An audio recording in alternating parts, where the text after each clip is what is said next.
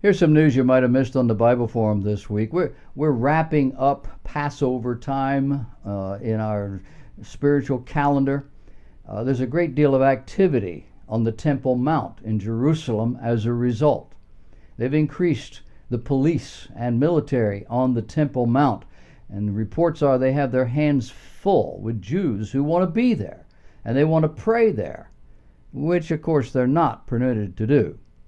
Since the days of the Six-Day War, 1967, Israel has been the watchdog of the Temple Mount, and their goal is to make sure Muslims can worship in peace and to make sure Israelis do not.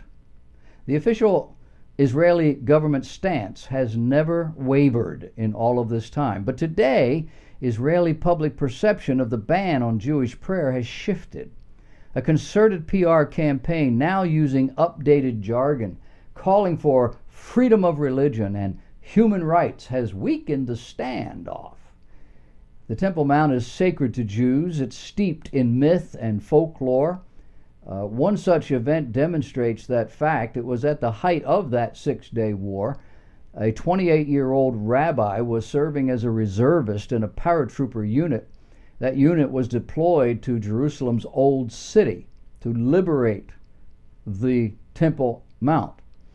And while his unit led the Israeli advance to the Western Wall and to the Temple Mount, he was swept up, he says, with Messianic fervor. Later he told that upon hearing two soldiers state they'd met two old men on their way up, this guy immediately took them for the prophet Elijah and for the Messiah himself. Who else would appear here during the battle for the Temple Mount after 2,000 years? Well, the two old men turned out to be his teachers at the bastion of religious Zionism there in Jerusalem, two prominent rabbis. But it illustrates the fervor and the imminence surrounding Messiah's coming. We as Christians look for his return. Israel is still waiting for his appearance. Will they see him? Oh, yeah. Bible says his feet will touch down on the Mount of Olives just across the valley from the temple wall. That mountain, it says, will break in two, and Jesus will enter through the eastern gate.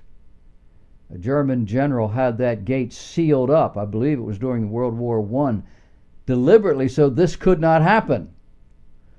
It will come after almost 7 years of intense battle, cataclysm, starvation, disease, death, and demonic activity. It will come only when a third of the Jews on this planet will still be alive.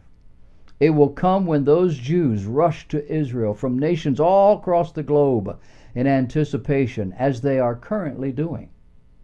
And this Messiah, Jesus by name, will put down the war. Every unbeliever on earth will die. Satan and his minions will be banished from the earth, locked up in a pit, it's called, where they will stay for the next 1,000 years. It'll be the first time in human history when Satan does not rule planet Earth.